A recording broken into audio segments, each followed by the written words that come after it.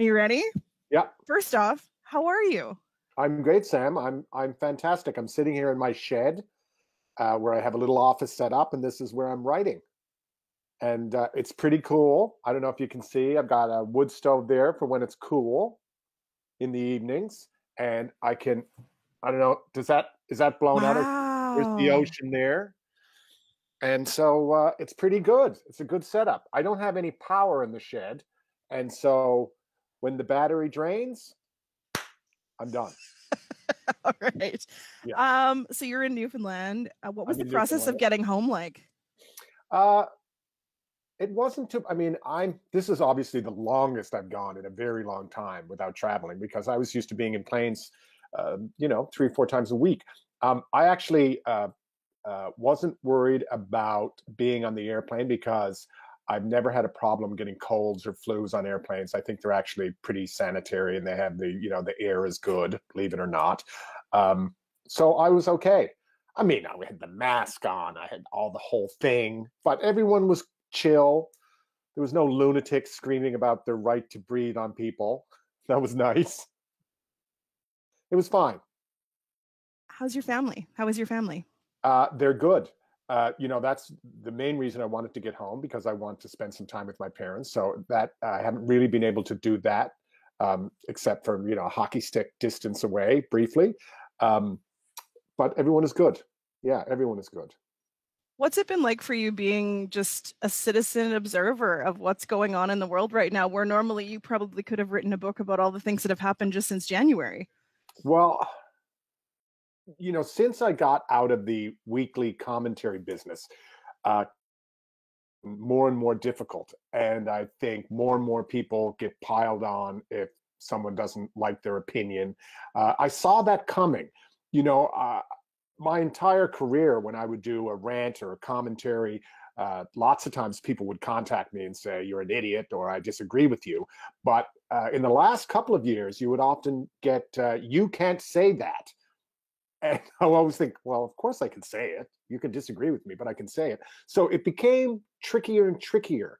And I think I was glad to be out of the business when the only story in the world was Donald Trump. He was just sucking the oxygen out of every newsroom in the world. And I just didn't, I was glad that it wasn't my job to talk about Donald Trump every week. And I'm certainly glad it's not my job to talk about a pandemic every week. So I'm fine here in my shed, observing earlier today an eagle and a minke whale versus the body politic. All right.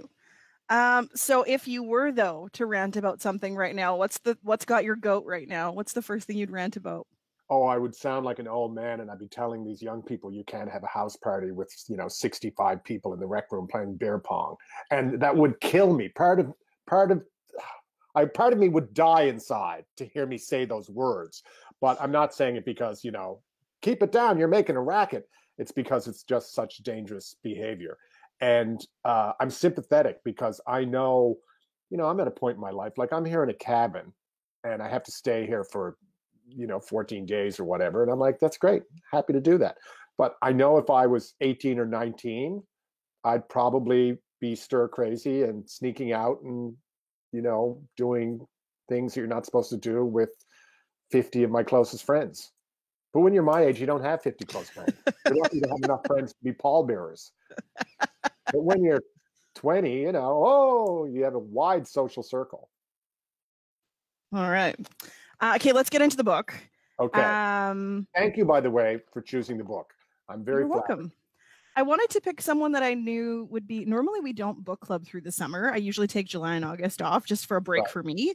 But they wanted because of the pandemic, it was giving people like someone to talk to and something to look forward to because we do it through digital. So I wanted Sure. to pick someone who could talk with me. Like I often pull Okay. authors in and I was like, you know who would be good? Rick Mercer would be good. Well, I've Um, interviewed authors too, and you've got your work cut out for you because some of them aren't that chatty. Some I of them, know. their natural habitat is alone in a turret, not Yes. talking to And anyone. they type, they don't speak. Yeah, where I do both. Um I'm a multitasker. so with the book, how did you pick your rants and your I love there's stories a and dude stuff? wandering around in shorts behind you. That is Jeff Leo. Jeff. Rick Mercer. He says hello. So how did you pick the rants and the stories that you decided on for Final Report? Um, you mean how did those rants end up in the book? Yeah, how did you decide which ones were going to go in and which ones Well, weren't? almost all of them made it into the book. Sometimes I would do a rant, and months later I would kind of disagree with the point of view that I had, but that wouldn't really stop me from putting a rant in a book. Um, the only time I ever left a rant out of a book is if it was a rant that I regretted, and there's only been a few of those, and so they pretty much all went in there. What would make you regret a rant? Um, there's one incident where I invented a word, which was a play on another word, which is a word that people don't use anymore. And after I heard from a number of people who felt that I crossed a line there, I thought about it and I realized I had. And I made a commitment not to use that word or imply that word on television again. And so it's one of the few times that I took a rant down and I didn't publish it. Actually, I did publish it. I just changed it. So there was that. You know, it was one of those a turn of phrase that I regretted. That's just pretty a case much of like knowledge that makes you better. Like you know yeah, more, so you do know better, yeah, so you do better. yeah. And if you're a broadcaster for 25 years, you're going to find yourself in those situations, and that's okay. I mean, language evolves, and it's good to be part of that. So the audiobook, I know a lot of people in the book club preferred to go the audio route because they wanted to hear you tell the stories. Did you have to revoice all your rants, or did you just stick Oh them yeah. all in and then read the in-betweens? No, I revoiced them all. I actually never thought of or even experimented with stripping the audio from the TV show. Uh, I don't know why. I guess, I mean, Anne, the woman who's in charge of the books at uh, Penguin, Doubleday, Random House, whoever, she's very good, and she's had a long history at the CBC of doing radio plays and audiobooks. So she was the director, and she just suggested that I come in and read it, and that's what I did. So, do you think a good rant stands the test of time, or should it be in the moment?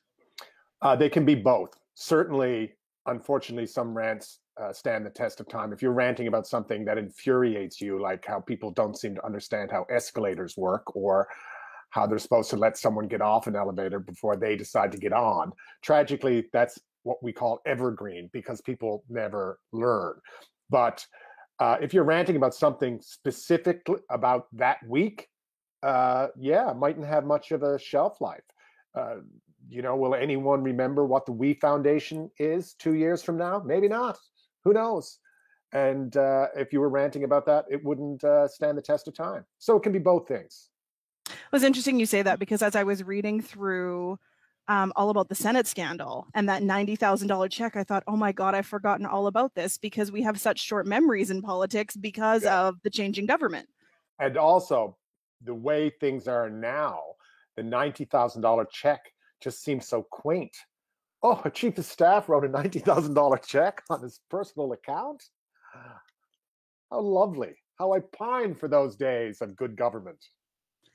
So when people stop you on the street, I mean, they won't right now because you're in a shed, but when people stop you on they the don't street, recognize me because I've suddenly gone gray. you stop coloring your hair. No, it just happened. It just happened. Oh, yeah. It just happened. You got out of TV and you just. What do people want to talk to you most about when they stop you on the street? People are generally pretty good. It's good when you're in show business. Being recognized in public is generally not a bad thing because if people recognize you and they don't have any time for you, they just ignore you. But if they talk to you, they're happy to see you. I remember years ago, I was given tickets to the Rolling Stones. I'd never seen the Rolling Stones before, and a friend of mine called me up and gave me tickets to the Rolling Stones. And she had worked in politics, and she had worked with a former premier in Canada and cabinet minister, and she gave him tickets as well. And so I ended up sitting next to this guy, and I knew him a little bit, but people kind of perceived that we were together at the Rolling Stones. We were buddies. Anyway, we went for a beer at one point, and people were yelling out to me like the show. And then they'd see him and they go, "Hey, ass, I pay taxes, you know." And I'd be like, he's been out of politics for 9 years. And he was fairly popular when he was in, and people are just screaming obscenities at him. So I think it depends on what you do. People are generally pretty nice. Because of the nature of the Mercer Report, because there were so many adventures, sometimes people want to talk about a specific adventure. And I'm always thrilled when people tell me they've done something that they saw on the show, because I love the idea that we were probably helping some communities out along the way. And I always love it when younger people say their teachers used to play the show in the classroom, because I love that. Remember when you were a kid? Yeah. And like they would wheel the TV and the VCR in, you go like, "Oh, thank God. I don't care what it is, but I don't have to listen to you anymore." And so I love the idea that that a lot of teachers played a lot of stuff from the show over the years. So there's a lot of politics, but there's a lot of personal. You talk about your relationship with Jan Arden, but you also tell a story about a photo you sent to your mom. What happened? Well, it was Norman Jewison, who just had a birthday a couple of days ago. Norman Jewison, Canada's most famous filmmaker, brilliant films, brilliant legacy. He called me up out of the blue one day and he said, "Would you like to work on a remake of The Russians Are Coming? The Russians Are Coming," which is one of the brilliant satires. This is insane to get a call like this. I said, "Of course, yes." I would wash his car. And we worked in his office, which was like a time capsule. It had all sorts of brilliant photos and old Hollywood stuff on the walls and everything. And I was in the bathroom and I was taking a leak, and there was a photo of Steve McQueen and Norman Jewison. Norman Jewison was directing Steve McQueen, and Steve McQueen looks great. He's got a smoke and it's raining. He's got a white T-shirt on, and I mean and Mom loved Steve McQueen, and I was like, "Oh my God, look, I'm here working with the guy who directed Steve McQueen." So I took a picture of it. And then as I was leaving, I sent it to my mother. And then I had to put the phone away because Norman doesn't like the phones out. "What are you always looking at your phone for?" Anyways, I talked to my mother almost every day, and I hadn't heard from her. And then I remembered, oh, she never said anything about the photo. And so I called her up and I said, "Did you get that photo of Steve McQueen I sent you?" She said, "Yes, I wasn't impressed." I said, "What?" And then I looked at it on my computer, and the reflection of the glass put Norman Jewison, Steve McQueen, and my penis. So did you apologize? What do you do? I Or did you just act like it didn't happen? Like so many things, it was just never mentioned again. Just don't talk about it ever again. Until I put it in the book. And then it was like, I don't remember that happening. I'm like, oh, I do. Seared in my memory. Yeah. Oh, your poor mother. So you've been off the show for more than 2 years now. When you finished the book, it was only a year. Yeah. In hindsight, what do you miss the most? Is it people? Is it travel? Is it being able to rent? Like, what do you miss the most when you think back to like going to work every day? I had pretty good timing. I mean, we couldn't do the show now.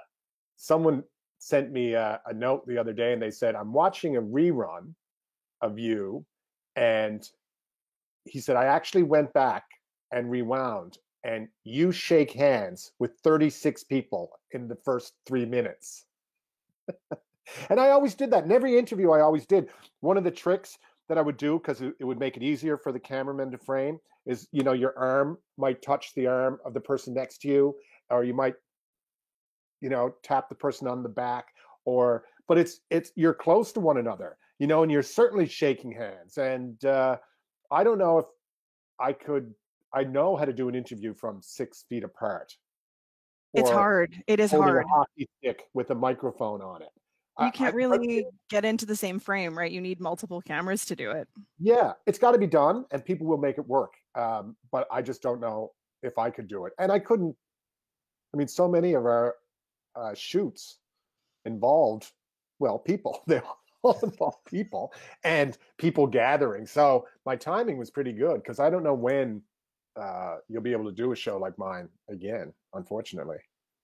Do you miss it though? Like, what do you miss? Oh, there's so much I miss. I mean, I miss the travel a lot. The entire country was my backyard. Really, I used to, you pick any city and you say, do you go to Vancouver that often? I go, no, maybe 9 times a year, not often. I mean, and I had friends around that I would see on a regular basis because every time I'm in Calgary, I have a coffee with this person. And now I realize, oh, I never see that person anymore, whereas I used to. And of course, one of the things I was the most proud of is that there was very little turnover at the Mercer Report. Everyone just stayed. And many of those people I was friends with in the beginning, but we all became very close friends. And we were together for 16 years. So you miss that, obviously. What do you think about the status of the world right now? Canadian politics, American politics, how would you sum up what's going on right now? Well, it's total chaos. I mean, America is in chaos. I mean, Donald Trump thrives on chaos. His base thrives on chaos. And it just seems like, for a very long time, we felt like, oh, it can't get any worse. And then the whole place went up. The chaos of just Trump, again, seems almost quaint because now there's a real worldwide crisis. And so his chaos is quadrupled and we're in chaos and the world is. And on top of it, there's no denying it's just been a one blow after the other. We lost a snowbird. We lost soldiers overseas on the HMCS Fredericton. Kobe went down in a helicopter. It just seems every time you turn around, there's something. So we're in this place where, well, nothing will surprise me.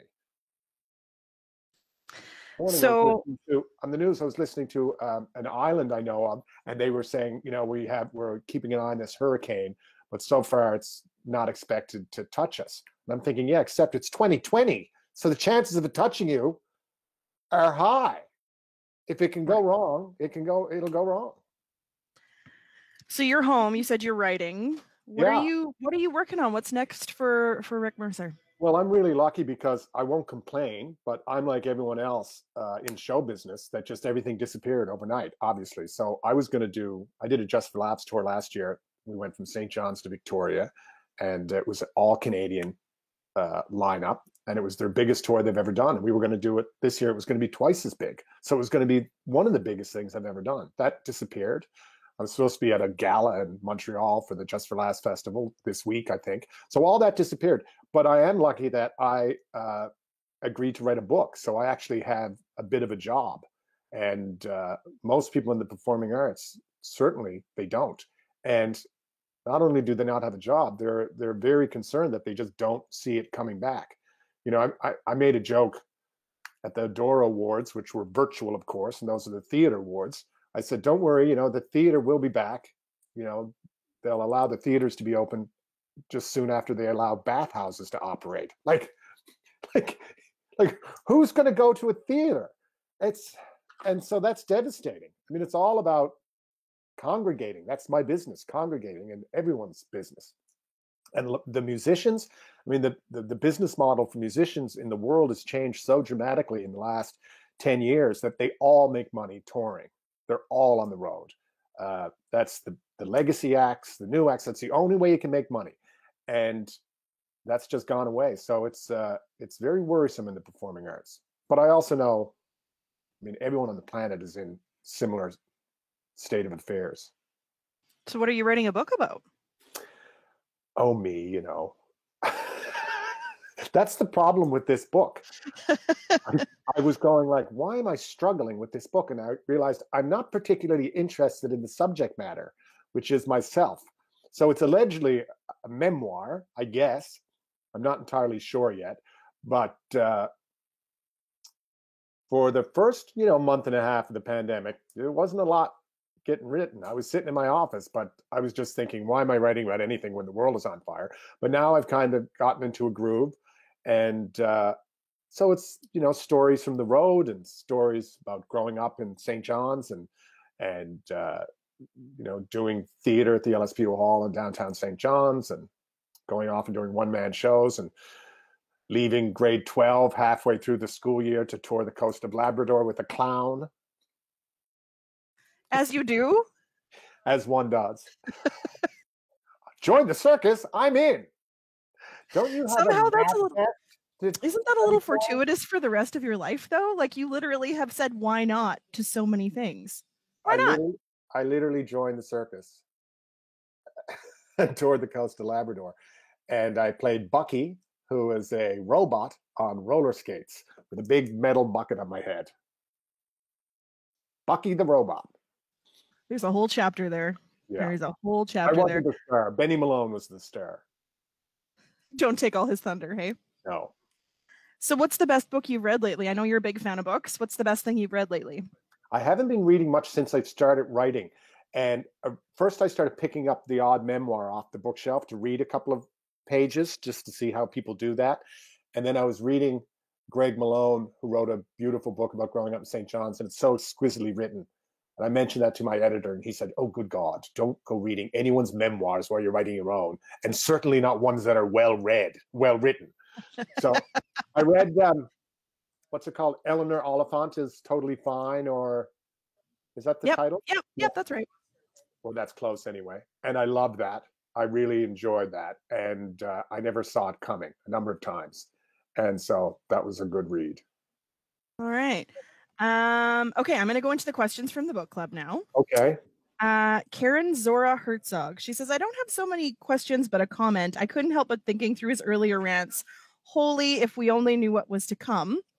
And Peggy says, given the current state of the world, I wonder if he ever regrets ending the show when he did. I can't imagine how much he has to say about what's going on. Well, I touched on this earlier when I said I was kind of relieved to step back from the comment business.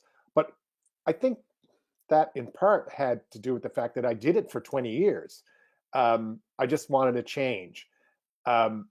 But yeah, there is a lot going on. And it's not just COVID. It's also, well, right now in Canada, we have our We scandal and our Trudeau scandal. And there's, we need people keeping an eye on democracy as MPs are kind of hiding in their homes like the rest of us. But, you have to wonder how government is being held accountable during these times. So, yeah, there would be lots to rant about for sure. And those kids in the basement playing bear pong, breathing on each other. Joy Brown and Bryn Werrett ask similar questions. Joy says, has he ever considered running for office, or is his stellar common sense preventing him? He has my vote. Bryn says, I'm sure he's been asked this a million times, but would he ever get into politics? The short answer is no. Although my father went on town council in the town of Outer Cove, Middle Cove, Logie Bay in his probably mid to late 70s. So maybe then. I have less interest now than I ever had.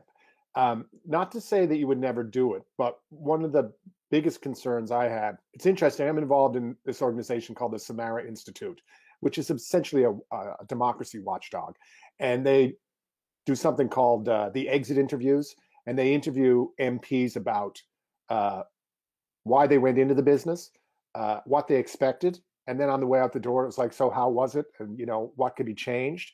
And to a person, most of them go in for the right reasons. But to a person, most of them find it a little bit soul crushing at the way the individual MPs are not given any autonomy, and they have to toe the party line because the whip says, the leader says this, and that's the line, and you have to toe it. So I don't know if I would be eager to jump into a situation like that. I think it would be a bit soul crushing. But at the same time, I know people who are in the business and they do it for the right reasons, and they're trying their best, and they're good constituency people, and we all need those.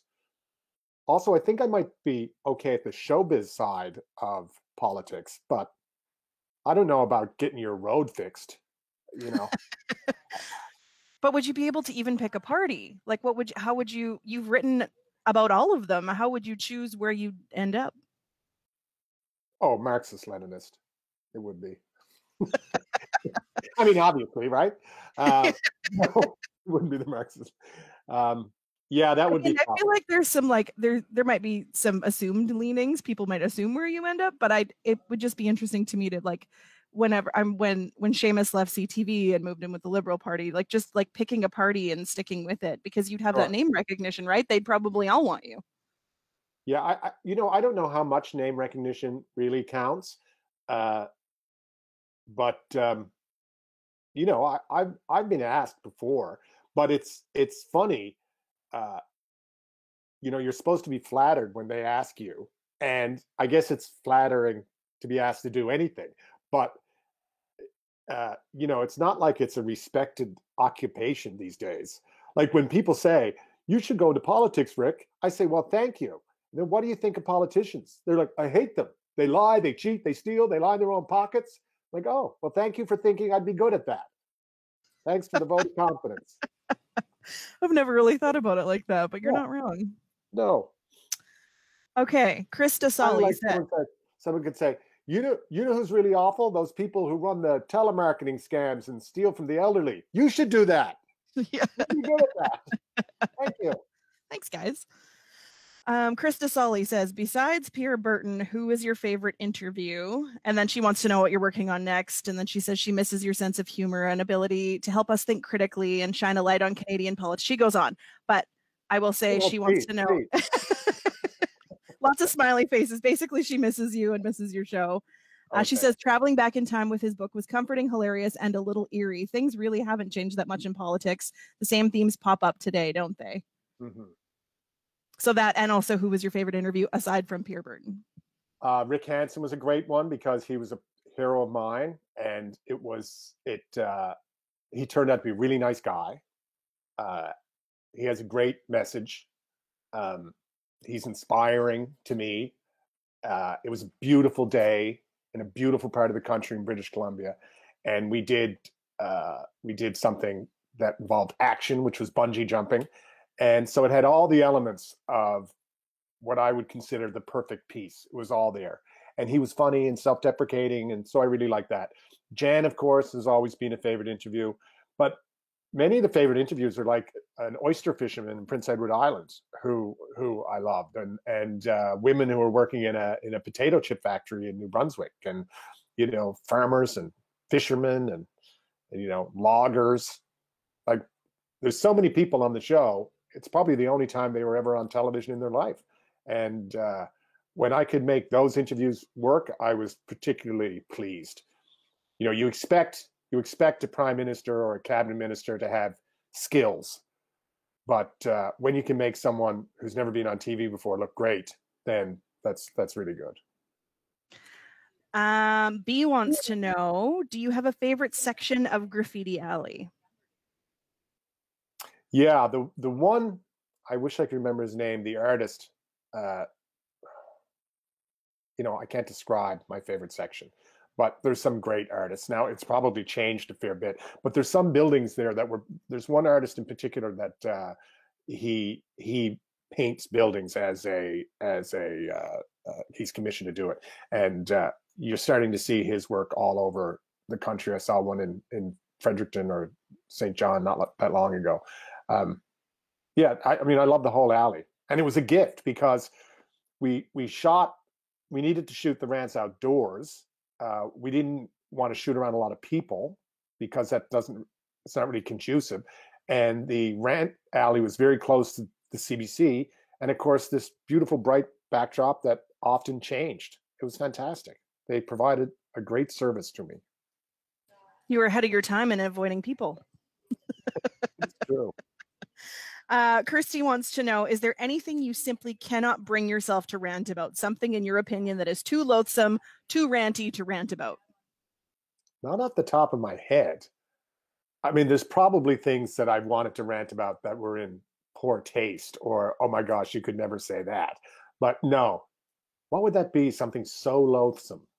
I can't even bring myself to speak. You just like, can't even do it. Can't even lower myself to talk about it. Well, there used to be times where someone would be in the news, and I would be about to rant about them, and then I would just say, you know what, I'm not even going to say their name. I'm not going to talk about them. I'm not going to add any more oxygen to this. It's just too awful. But I can't remember any of those situations. But that's certainly occurred.